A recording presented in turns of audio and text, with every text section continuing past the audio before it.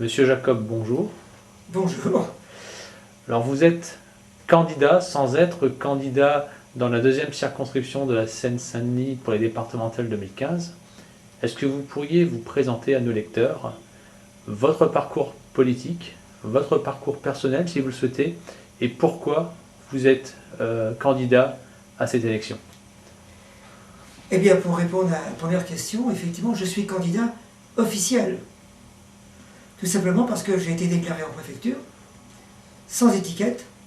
Ce qui est important de notifier qu'on sort de la société civile, puisque les partis sont toujours, je dirais, en guerre mutuelle, et qu'on ne trouve plus d'idéologie dans les partis. Donc, je suis candidat officiel. Pour me présenter, c'est simple, hein, je suis arrivé à Aulnay-sous-Bois en 78, un peu dans la bonne époque, il faut avouer, où Aulnay-sous-Bois était resplendissant. Et ensuite, pourquoi j'ai fait de la politique? C'est que normalement j'ai été incité par Jean-Claude Abriou, qui venait tous les matins boire son petit café, comme d'habitude, avant qu'il soit maire, pendant qu'il était maire. Et il m'a sollicité pour être conseiller municipal socialiste, je crois que c'était en 89. Donc voilà, j'ai fait une période avec Jean-Claude, qui m'a appris la politique. Et ça a été une bonne école. Il m'a appris à être indépendant. Donc, Monsieur Abriou vous a apporté beaucoup de choses, beaucoup d'expérience dans le cadre de votre carrière politique. Absolument. D'accord. Alors, vous êtes candidat officiel dans la deuxième circonscription de Seine-Saint-Denis. Cependant, vous vous êtes retiré, c'est-à-dire que vous n'allez émettre ni, entre guillemets, propagande, ou ni bulletin de vote. Alors, pourquoi avoir décidé de se retirer juste après s'être officialisé auprès de la préfecture? Tout simplement parce que j'ai attendu le dernier jour, le lundi, pour me présenter avec mon binôme, Michel Tadei. Et tout ça parce que on sentait que sur Aulnay-sous-Bois, il n'y avait pas le Front National. Donc on s'est dit, effectivement, il faut représenter la société civile, parce que je disais que la droite et la gauche étant représentées, et particulièrement la gauche qui était un peu divisée, nous aurions eu la possibilité d'être peut-être au deuxième tour. D'accord. Voilà. Donc, quand vous dites vous représentiez la société civile, en aucun cas vous n'auriez mis en avant le fait que vous étiez à l'UDI, au centre, dans le cadre de ces élections. Non. Donc c'était une candidature qui n'était pas centriste, mais une candidature indépendante. Libre. Libre. Libre, et surtout sans étiquette. Ce qui est important de dire sans étiquette, parce que j'étais pas le seul à être sans étiquette sur le département. D'accord. Il y a également Aude Lagarde, avec Stéphane Salini, qui se sont inscrits sans étiquette. Sans étiquette. D'accord. J'ai vu ça sur un document de la préfecture. Donc vous voyez que j'étais pas le seul. Mais par contre, effectivement, quand je me suis aperçu que le Front National s'était inscrit juste après nous, j'ai appris ça donc le lendemain, eh bien j'ai décidé que je me retirais de cette élection, tout simplement parce que le Front National n'est pas mon idéologie politique, comme ni l'extrême gauche.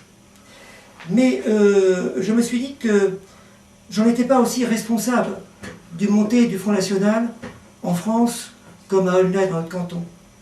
Je pense que les deux responsables sont les partis politiques, qui sont de gauche ou de droite, qui n'ont pas su assumer peut-être leurs promesses ou la demande des citoyens.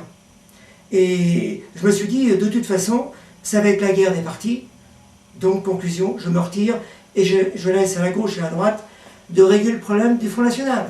D'accord. Est-ce qu'aujourd'hui, vous donnez une consigne de vote à un binôme particulier? Pas du tout, puisque je n'ai pas d'électeurs. Malgré que j'ai été candidat il y a un certain temps, c'est pas la première fois que je me présente. En 95, je m'étais présenté également comme candidat libre, responsable et décidé. libre de mes actions, responsable de mes décisions, et je dirais décider de changer ce carcan politique qui existe toujours aujourd'hui. Et à l'époque, c'était Éric Raoul qui était, je dirais, le seigneur du département.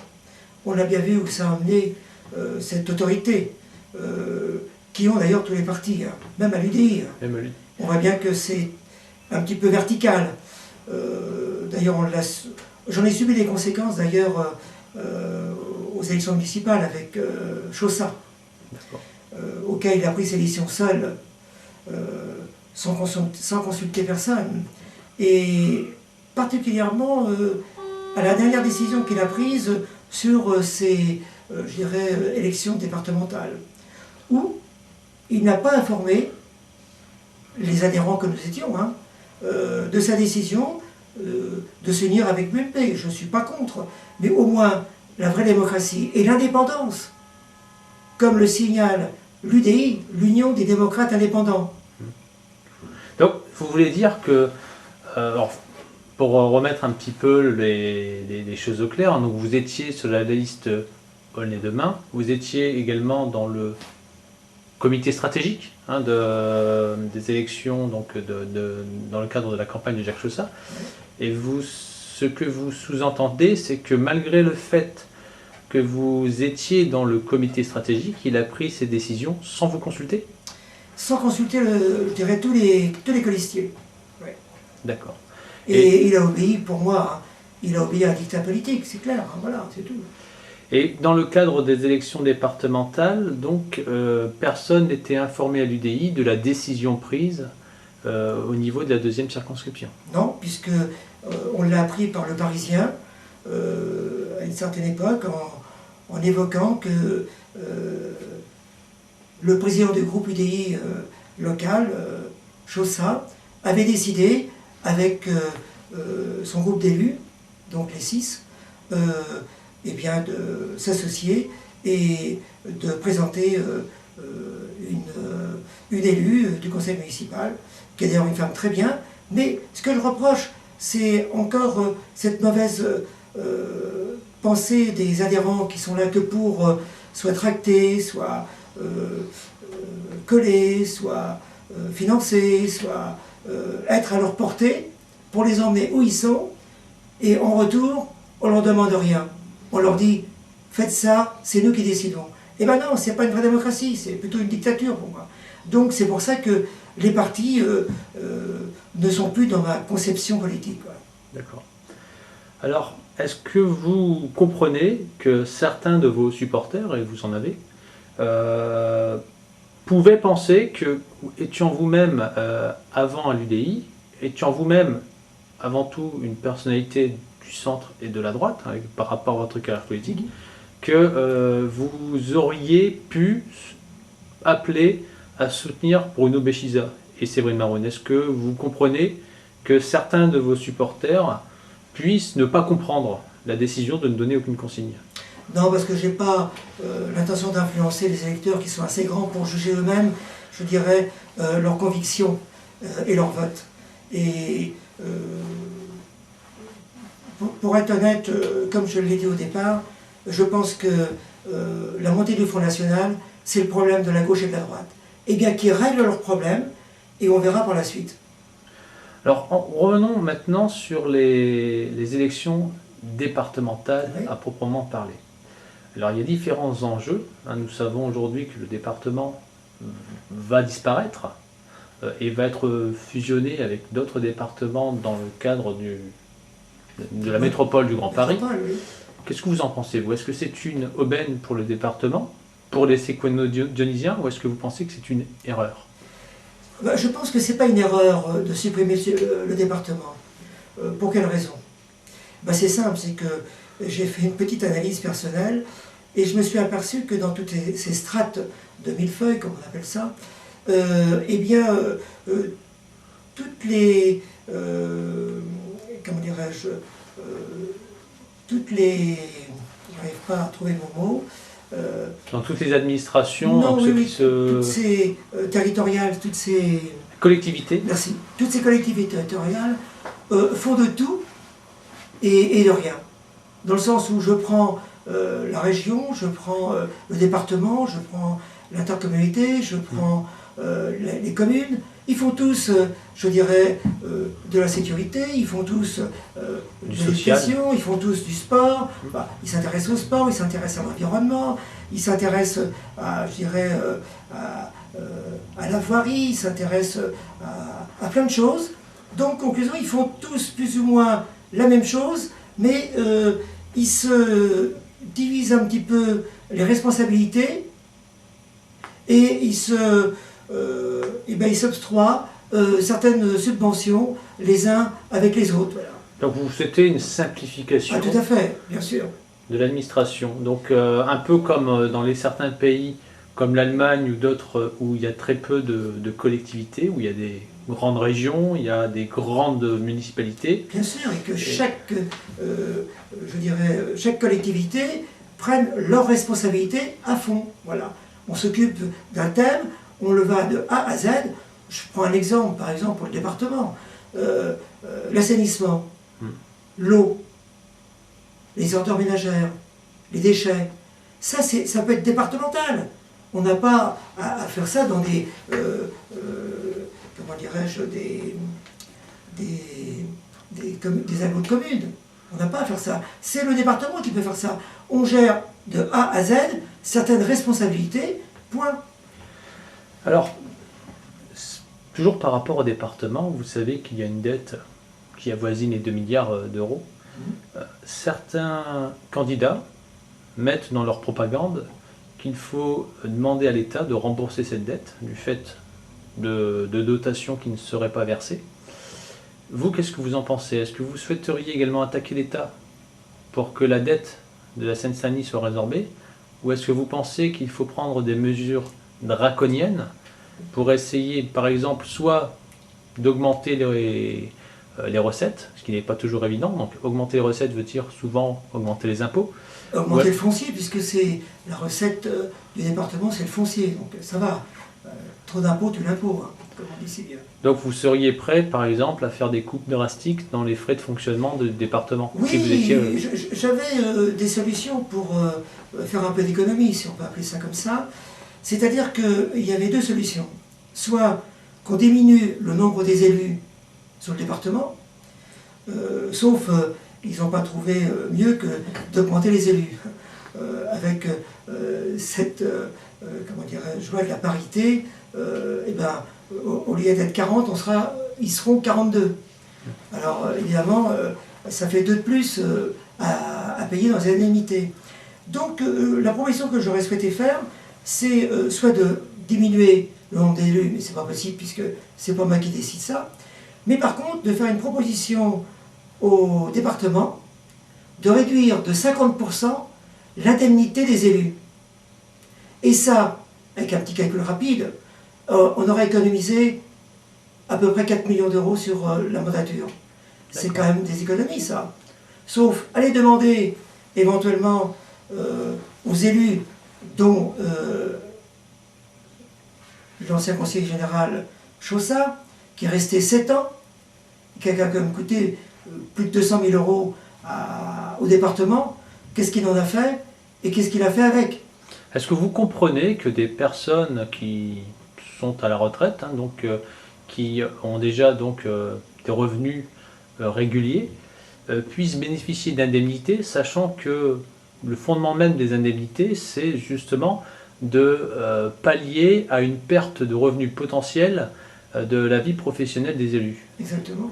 Est-ce que vous comprenez que certains profitent en cumulant indemnité sur indemnité? Est-ce que vous pensez que c'est indu ou est-ce qu'au contraire vous pensez que c'est quelque chose d'immoral? Non, je ne pense pas que c'est immoral parce que tout travail mérite salaire. Par exemple, un élu doit informer ses citoyens, donc il doit certainement avoir, comment dirais-je, des bulletins d'information, des réunions. Non, non, mais arriver au stade d'en faire un métier, ou, je dirais, d'avoir des rémunérations très importantes, pour moi, c'est plus de la conviction politique, c'est un métier, quoi. On fait politique comme on fait boulanger, comme on fait technicien, voilà. Et c'est pour ça que d'ailleurs, je voulais me présenter, j'étais candidat tout simplement pour dénoncer un peu le cumul des mandats. Je suis contre les cumuls de mandats. Je suis contre la centralisation des pouvoirs politiques. Donc, si par exemple vous aviez été maire ou élu d'une collectivité quelconque, vous auriez démissionné de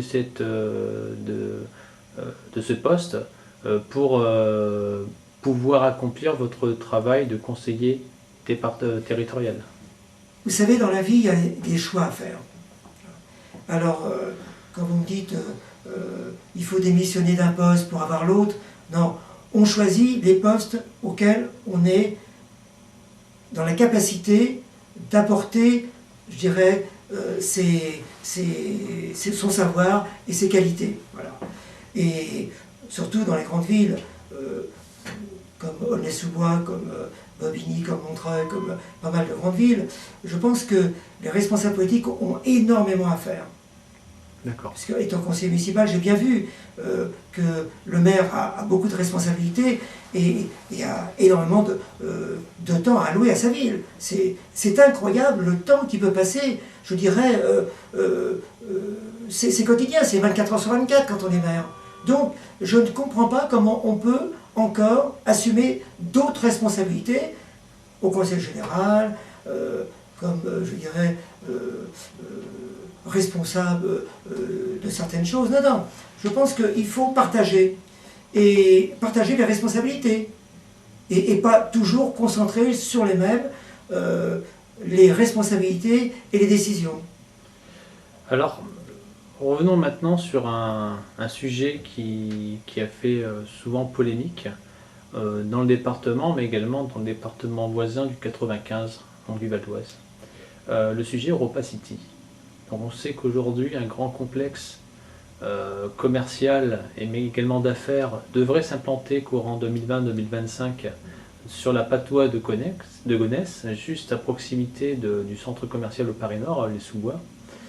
Est-ce que vous pensez que cela va être source de nouveaux emplois ou au contraire pourrait impacter les villes alentours comme Aulnay-sous-Bois?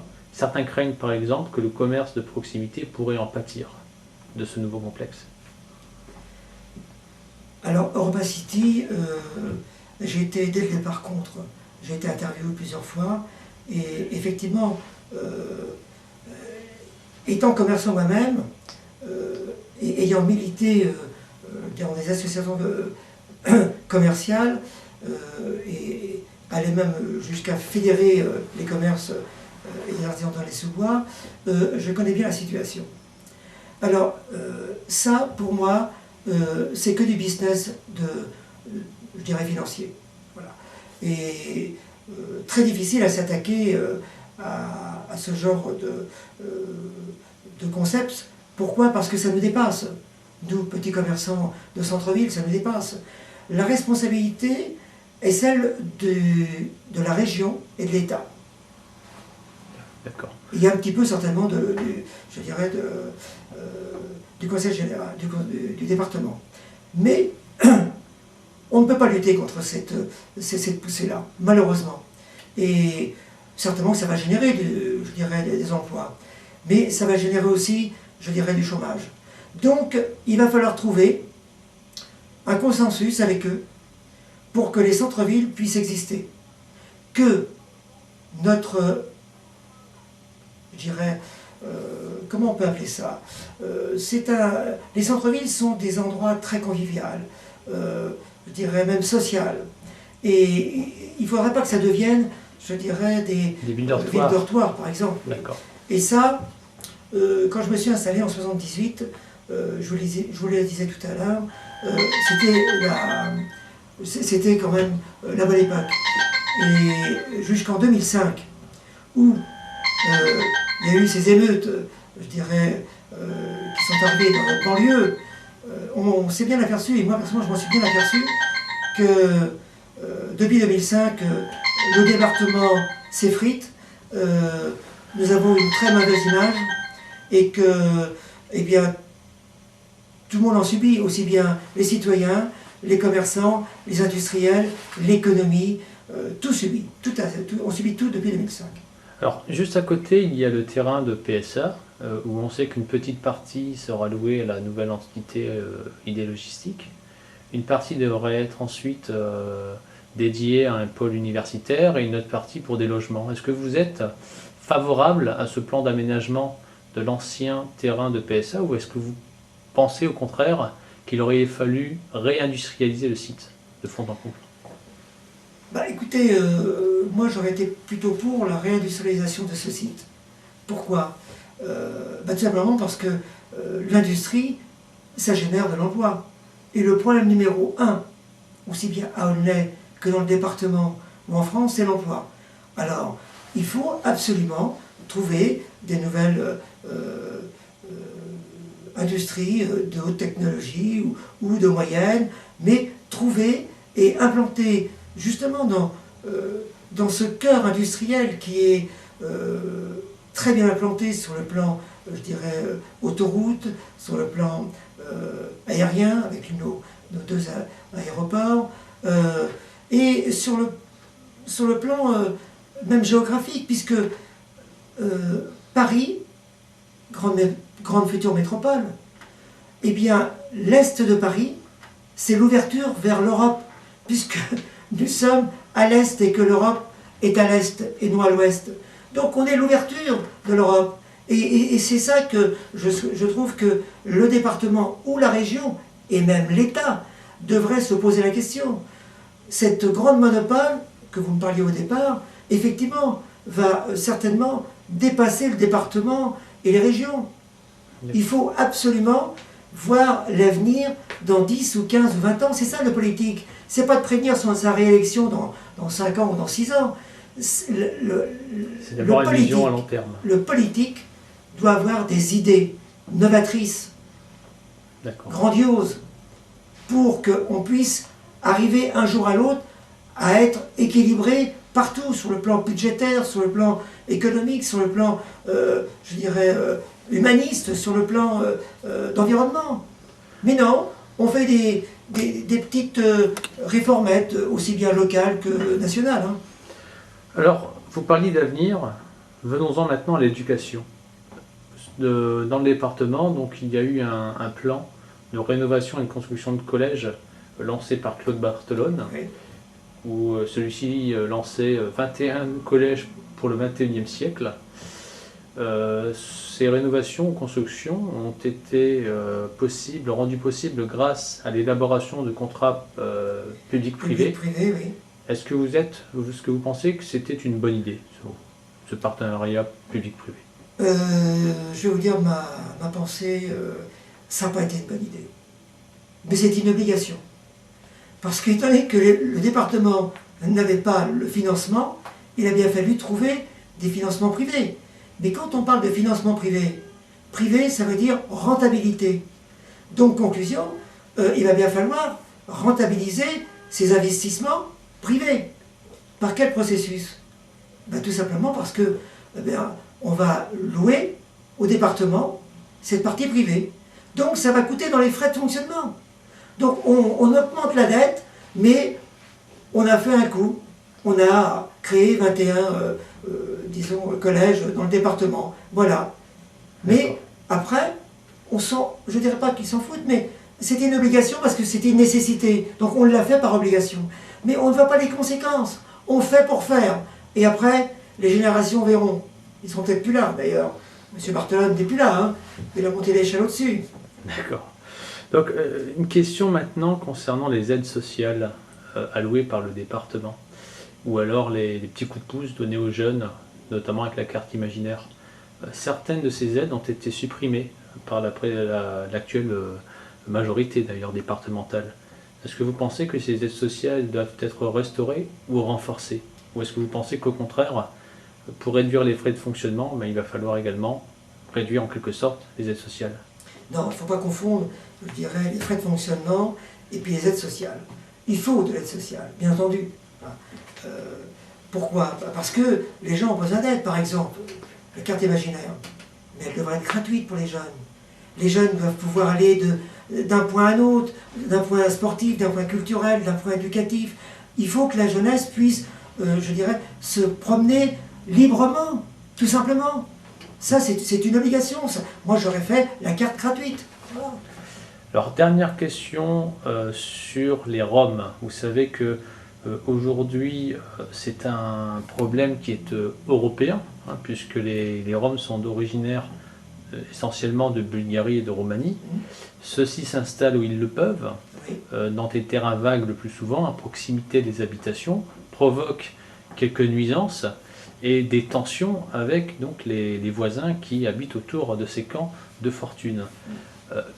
Qu'est-ce que vous pensez de la situation? Est-ce que vous pensez, comme les Verts ou une partie du Front de gauche, qu'il faut les aider, à s'installer et à pouvoir rester dans le pays d'accueil, comme la France par exemple? Ou est-ce que vous pensez, comme d'autres partis, de droite ou d'extrême droite, qu'il faut tout simplement les raccompagner à la frontière, même si, sur le papier, théoriquement, ils peuvent revenir à tout moment grâce à leur nationalité bulgare ou roumaine? Oui, ben ça, c'est un sacré problème. Un sacré problème d'humanité ou d'humanisme. Parce que je me rappelle que je crois que c'était un parti socialiste, c'était M. Rocard, qui avait évoqué à une certaine époque que la France ne pouvait pas subvenir à toute la misère du monde. C'est vrai, on est un petit pays par rapport au monde. Mais je trouve que malheureusement,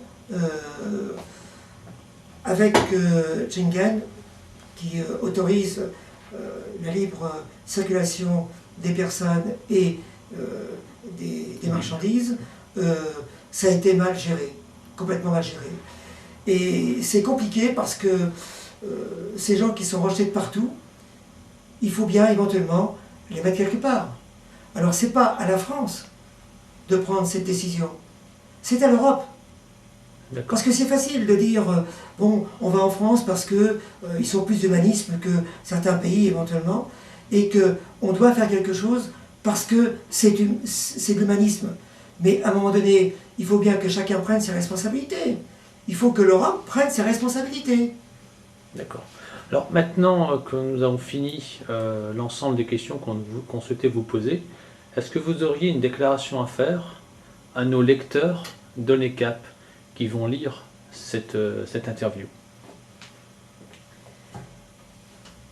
Un message. Un message ou quelque chose à déclarer, quelque chose que vous souhaiteriez ajouter par rapport à la conversation que l'on vient d'avoir? Non, je pense que si j'ai un message à passer aux électeurs et aux citoyens olnésiens, c'est de prendre conscience de leur vote qu'on leur a donné, parce que le droit de vote, c'est important. Il y a des gens qui se sont battus pour ça. Et je trouve que c'est un droit, un devoir d'aller voter, quitte à aller voter, je dirais, blanc, pourquoi pas, s'il n'y a pas un candidat qui reflète leurs convictions, mais au moins d'aller démontrer que ce sont des citoyens responsables et que l'abstention n'est pas la solution. La solution, c'est d'aller voter et de bien démontrer que vous avez un droit et que vous l'appliquez. Voilà. Monsieur Jacob, merci. Dommage, parce que j'aurais bien voulu en évoquer beaucoup plus, mais on aurait peut-être encore, on aura l'occasion peut-être de se rencontrer sur d'autres sujets. Très certainement. Merci, monsieur. Merci, à bientôt.